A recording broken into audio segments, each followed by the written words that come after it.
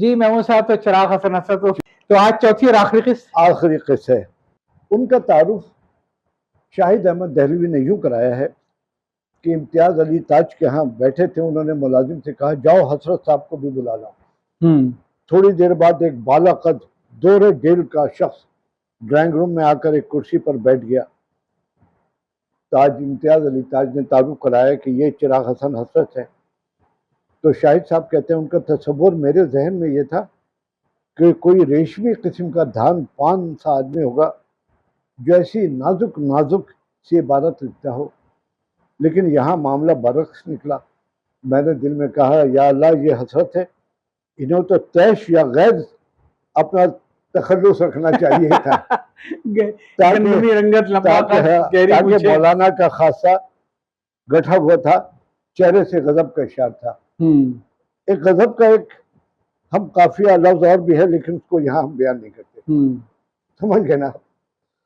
शाहिद साहब ने अफसोस का इजहार किया कि उनका सरमाया अदब शेर अखबारों में बिखरा पड़ा है, कोई अल्लाह का बंदा है जो इस फैले हुए खजाने को समेट कर यकजा कर दे।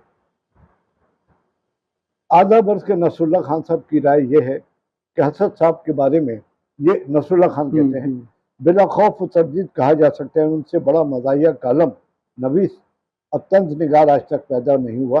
उनका रंग हमें ईशा जी के यहाँ नजर आता है। शायद उस वक्त तक मुश्ताक अहमद यूसुफी बाजार उनकी तहरीरें नहीं आई थी, लेकिन वो कालम नवीस नहीं थे, तंज निगार थे। हसरत साहब में शोखी कूट कूट को भरी हुई थी, वजरा संज थे और जुमलेबाजी में उनका कोई जवाब नहीं था। एक मरतबा एक मुशायरे में हफीज जालंधरी ने हसरत साहब से कहा की तरफ इशारा करके कहा, मौलाना मिसरा उठाइए। अच्छा। मौलाना खड़े गया और फरमाया, मुर्दे उठाते उठाते सारी जिंदगी गुजर गई, अब मिसरा उठाएंगे। चियांग काई शेख जब हार गया तो मौलाना से मतलब हसन हसद से मियां इफ्तिखारुद्दीन ने पूछा, मौलाना अब चियांग काई शेख क्या करेगा? मौलाना ने कहा, वो भी अब कोई अखबार निकाल लेगा। अलीगढ़ वाले होते थे चीन का शेख। हाँ, हसरत साहब सिगरेट भी हुक्के की तरह पीते थे। वो दो उंगलियों में दबाकर और मुट्ठी बंद कर इस जोर से कश खींचते कि दो चार कश में सिगरेट का भरकस निकल जाता है। एक सिगरेट से दूसरे तीसरा जलाते और जब कालम लिखने बैठते तो सिगरेट की पूरी डबिया फूंक डालते। अच्छा, सिगरेट पीने का ये अंदाज कि मुट्ठी में दबाकर ऐसा कश लगाना कि 3-4 कश में सिगरेट की बीट बजा देना। ये एक साहब और थे शायद, और अल्टीमेटली वो सिगरेट जो बंदे की बीन बैठ। अब जो हमारे बुजुर्ग जिनको सिगरेट पीते तो भाई मैं देखा, नाम नहीं जिक्र करूंगा, उनको देख करके मैंने अपने दोस्त से कहा, यार ये तो सिगरेट के साथ जना बिल जबर करते हैं। और कालम लिखते तो पूरी डबिया फूंक डालते। उनके ऑफिस में जाए तो सिगरेट को टोटल जगह जगह पड़े और पूरा कमरा जो है तीलियों से भरा पड़ा है। एक साहब जो बजाज से कपड़ा बनाते थे, हसरत के परिस्तारों में थे, उनसे कहा, हसरत साहब मेरा इरादा एक अखबार निकालने का है। अच्छा।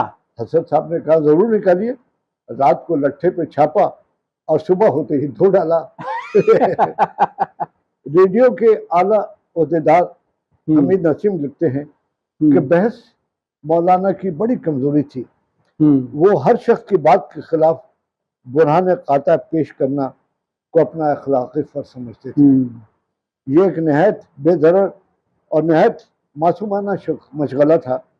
उसके पीछे कोई फतूर नियत या कोई कीना नहीं था, बस उन्हें बहस करने में मजा आता था। अपना जहन सैकल होता और कुछ लोगों का इम्तहान हो जाता और कुछ लोगों के इल्म में इजाफा होता रहता। लहू गर्म रखने का था एक बहाना। गोया एक तुर्फ तमाशा है हसरत की तबीयत भी। लेकिन ये मिसरा चिराग हसन हसद का नहीं, हसरत मुहानी का है। मशक़ सुखन जारी चक्की की मुशक्कत की एक तुर्फ तमाशा है हसरत की तबीयत। तो उनकी तबीयत का मिजाज था बहस मुबाहिसा तंज मुफ्तना। मौलाना का शेर है, एक इश्क का गम आफत, उस पर से ये दिल आफत, या गम न दिया होता या दिल न दिया होता, या दिल न दिया होता, या गम न दिया होता। सही। हसरत साहब के साथ भी दो आफतें जुड़ी हुई थी, एक मैनोशी और दूसरी तंबाकू नोशी। सालिक साहब लिखते हैं कि हसरत को मुद्दतुल उमर नावनेश के मशागिल से रहा। सिगरेट वो दिन भर में 100 पी जाते थे। अल्लाह गनी। आजकल तो एक पैकेट 20 या 30 पीने वाले को भी बड़ा कहते हैं, वो उससे 3 गुना 4 गुना ज्यादा 100 पी जाते थे। और यही मैनोशी और तंबाकू नशी रंग लाएगी हमारी फाका मस्ती तो नहीं। सारिक साहब लिखते हैं हसरत साहब को मुद्दतुल उमर नावनोश के मशागिल से शुगर रहा। सिगरेट तो 100 पी जाते थे। इन बेइत्तेदारियों का नतीजा हुआ है कि आर्ज़ाए क़ल्ब में मुब्तला हो गए। शोरिश काश्मीरी से अपनी न्याज़मंदी का जिक्र इस तरह करते हैं, जिस ज़माने में अरब होटल में बैठते थे उनसे न्याज नहीं था। शनासाई हुई तो मजाक मुख्तलिफ था। शोरिश सिगरेट तक नहीं पीते थे, उनके यहाँ बाज़ार दोशंबा चलता था, यानी मैनोशी और तंबाकू नोशी। जिन नौजवानों को तालिब इल्मी में शराब की लत पड़ी वो उसी का हो गया, और कई एक तो उसके हाथों गर्क हो गए। इस उम्र की शराब जवानी में हड्डियों को बूढ़ा करती है। शराब का मामला गालिब की तरह टेढ़ा था, कहीं से रुपया आ गया तो बुरी भली शराब खरीद ली। लेकिन उस जमाने में अहले कलम अपनी गिरा से कम ही पीते थे। हाँ। तलबा मदारत करते या हम नेवाला हम प्याला दोस्त। जरूरी न था कि उम्दा किसी की शराब हो, जवानी में ठर्रा भी खरा कहलाता है। हसरत उन दोनों जवान थे, साथी और भी जवान थे। नशे का सवाल था, पीते और डट कर पीते। शोरिश ने उनका नाम इन अल्फाज में लिखा है, मौत व हयात। अभी शोरिश के अल्फाज है, मौत व हयात तो अल्लाह के हाथ में है, लेकिन शराब ने उन्हें कबल अज वक्त मौत के हवाले कर दिया। 1.5 बरस कल्ब आर्जा का शिकार रहे, मगर उनकी सेहत को ये दो चीज़ें खा गई। अव्वलन रोज़मर्रा की शराब, दूसरा बड़ा बेटा उनका ज़हीर गायब हो गया। पता नहीं कहाँ, कुछ दिनों 15 दिन शायद गायब रहा। अच्छा। और इनका बेटी की जराई में ये गम इनको खा गया। ज़हीर का गम ये था कि उसमें लड़कपन की शौकियाँ रचबस गई थी। दूसरा, कोई पीर सईद ने ज़हीर को अगवा किया तो बाजियाबी तक सूख के कांटा हो गए। इन 2 मंजिला इमारत जो थी अब एक खंडर नजर आता था। 2 मंजिला इमारत थी उनकी, बाला कद लहीम शहीम, सवाई लंबाई के उनके जिस्म में और कुछ बाकी न रहा। घनी मूछे बाकी रह गई, लेकिन लंबाई झुकती जा रही थी। साफ महसूस हो रहा था। ये हम बात कर रहे हैं उनके बेटे की? नहीं, उनकी। अच्छा। उनका कद बुलंद और बाला था। अच्छा, हसरत साहब का अपना ही हाल हो गया गम में। अब लगता था कि वो एक ढांचा रह गया है। जी। और झुक गए थे, सिर्फ मूछें ही रह गई थी। एक रात दिन शोरिश हाजिर हुए तो मालूम हुआ कि हवा से खमसा की एक तोमत ही सी बाकी है। फरमाया, हसरत साहब ने फरमाया, मेरी हालत उस बस्ती की किसी मस्जिद की सी है जिसकी दुआएं भी नहीं सुनी जाती। फिर फरमाया, अनीस का शेर याद है, आज़ाए बदन सब चूर हुए एक दिल के शहादत पाने से। आज़ाए बदन सब चूर हुए एक दिल के शहादत पाने से, फौजों में तलातुम बरपा है सालार के मर जाने से। वाह, क्या बात है। उससे अगले रोज 26 जून 1955 को सहपहर के लगभग दागे फराक़े सोबद शब की धुली हुई ये शमा हमेशा के लिए खामोश हो गई। शहर में एक चिराग था न रहा। चिराग हसन हसरत से फिर यही मिसरा, चिराग यानी वो मिसरे का चिराग है, लेकिन ये शेर हसरत का नहीं था है। ये शेर मिसर हसरत का नहीं था, बल्कि उन्होंने कहा, उनसे नाम से मंसूब कर दिया कि शहर में एक चिराग था, न रहा।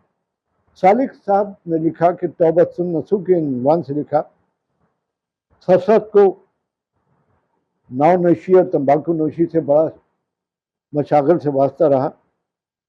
इन बेइत्तेदालियों के नतीजे हुआ कि क़ल्ब में मुब्तला हो गए। लेकिन 1953 में जब वो कराची से लाहौर आए तो 1 माह के बाद उनको बुखार हुआ जो टाइफाइड में साबित हुआ। फेफड़ों पे भी असर हुआ। एक दिन दफतर मतलब आधा कल्ब का दौरा पड़ा। देखते ही देखते हालत नाजुक हो गई। डॉक्टर कर्नल लाई बख्श ने इंतहाई तवज्जो और मेहनत से इलाज किया। फरवरी 54 में ये भी कराची से वापस आ गए। जब हसरत साहब को देखने गया तो बेहोश थे, ऑक्सीजन दी जा रही थी और डॉक्टर कुछ ज़्यादा पुरुमीद न थे। लेकिन दूसरे तीसरे दिन गया तो होश से कहने लगे, सालिक साहब आप मेरे बुजुर्ग हैं, आपका एहतराम और अदब हमेशा बुजुर्ग की हैसियत से की है, आप मेरे लिए दुआ कीजिए। सालिक साहब ने कहा, अगर आप नाव नोश के मशगले से तौबा कर लें तो मुझे यकीन है अल्लाह ताला आपको शफा देगा। उस पर उन्होंने नहायत खुलूस से दिल से तौबा की और कहा, और तो और मैं उम्र भर सिगरेट तक नहीं पीऊंगा। उस दिन से हसरत साहब की हालत रोज बरोज बेहतर होने लगी। यहाँ के दिन के 2 माह के अंदर तंदुरुस्त होकर घर चले आए। इसमें कोई शक नहीं कि हसरत की तौबतुन नसूह थी। उसके बाद उन्होंने सिगरेट तक नहीं पिया। काफ़ी हाउस आते लेकिन काफ़ी तक ना पीते। कभी कभार एक प्याली चाय नोश फरमाते और खाने में परहेज एहतियात करते। या वो इंतहा या ये इंतहा? हाँ, ये सूरत तामर कायम रही। एक तो कल्ब का अर्जा और दूसरे रुपए पैसे की किल्लत, तीसरे मेहमानों की अवभगत, चौथे यौम आखिर से 15 दिन पहले ज़हीर हसन का घर छोड़कर चले जाना बेटे का और 15 दिन तक गायब रहना। उस बीमारी में वो उनको अजमुआ कर गया। इन वजूह से उनकी मौत का दिन करीब तर आ गया। एक दिन वो खाना खाने के बाद अपने फर्जंद ज़हीरुल हसन के साथ कैलूला कर रहे थे। बेचैन होकर उठे, एक लंबा सांस लिया और वो उनका आखिरी सांस था। शोरिश काश्मीरी ने उन पर तहरीर करदा खाके में उनके चंद अशार शामिल किए हैं जिससे उनकी शायराना अजमत का पता चलता है। लेकिन उनका कलाम ज़रा मुख्तसर था। अहमद नसीम की कासमी की तरह कई मजमूए नहीं थे, लेकिन जो भी मुख्तसर था बहुत अच्छा और बहुत मेयारी था। वो लिखते, उनका शेर है, तेरा आस्था, बल्कि यार आप ही पढ़िए इसको। तेरा आस्था जो न मिल सका, तेरा आस्था जो न मिल सका, तेरी रह गुजर पे जबी सही, हमें सिजदा करने से काम है, जो वहां नहीं तो यही सही, जो वहां नहीं तो हुस्न को खुद भी और खुद आरा किया, ए नियाज़े आशिकी क्या किया, ए नियाज़े आशिकी ये क्या किया। फिर वही मैं वही नजर उनकी, दीदो दिल की यारियां नहीं गई। कबूल इस बारगाह में इल्तिजा कोई नहीं होती, इलाही या मुझको ही इल्तिजा करना नहीं आता। कता होने लगा है रिश्ता ज़ीस्त, ए गमे यार तेरी उम्र दराज। होठों पे सर्द आहें, मुंह पे हवाइयां हैं, हसरत से कहो किससे आंखें लड़ाइयां हैं। शाखे समन में गोया लाला खिला हुआ है, गुलरंग चूड़ियां हैं, गोरी कलाइयां हैं। आखिरी शेर है, बहुत खूबसूरत शेर है, पढ़िए आप। बहुत खूबसूरत शेर है। दमे की क्या शिकायत? नहीं, जिंदगी इसमें नहीं हुआ। जिंदगी तू ही मुख्तसर हो जा, जिंदगी तू ही मुख्तसर हो जा, शबे गम मुख्तसर नहीं होती। अल्लाह गनी, शबे गम मुख्तसर नहीं होती। उनकी एक बहुत मशहूर गजल है, वो मैं लाया हूं कि आओ हुस्ने यार की बातें करें, आओ हुस्ने यार की बातें करें, जुल्फ की रुखसार की बातें करें। आओ हुस्ने यार की बातें करें, जुल्फे अंबरे यार के किस्से सुनाएं, तुर्रे तुर्रार की बातें करें, फूल बरसाएं बिसाते ऐश पर, रोज वस्ले यार की बातें करें, नक़्दे जान लेकर चलें उस बज़्म में, मिस्र के बाजार की बातें करें, उनके कूचे में जो गुजरी है कहीं साये दीवार की बातें करें। आखिर साथ शब रुखसत की है, आओ अब तो प्यार की बातें करें। बहुत उम्दा जनाब, बड़ा अच्छा इंतखाब हमने था। बहुत सारी चीजें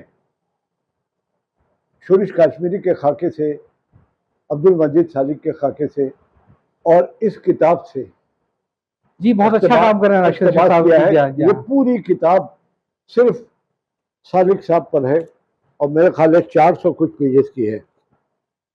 483 तो आ गया। हाँ गालबन 500 तस्वीर वसीर लगाए तो 500 पेज के करीब हो जाती है। ये राशिद अफशर साहब ने मुरतब की है जी। बेशुमार, लेकिन इसके अंदर उनका कलाम नहीं आ रहा है। शायरी छपा ही नहीं उस जमाने में, फेसबुक भी नहीं थी। हाँ, तो मेरा ख्याल है याद लीजिए। इजाजत ठीक है, दीजिए। बहुत शुक्रिया अल्लाह आपका। हाफ़िज़।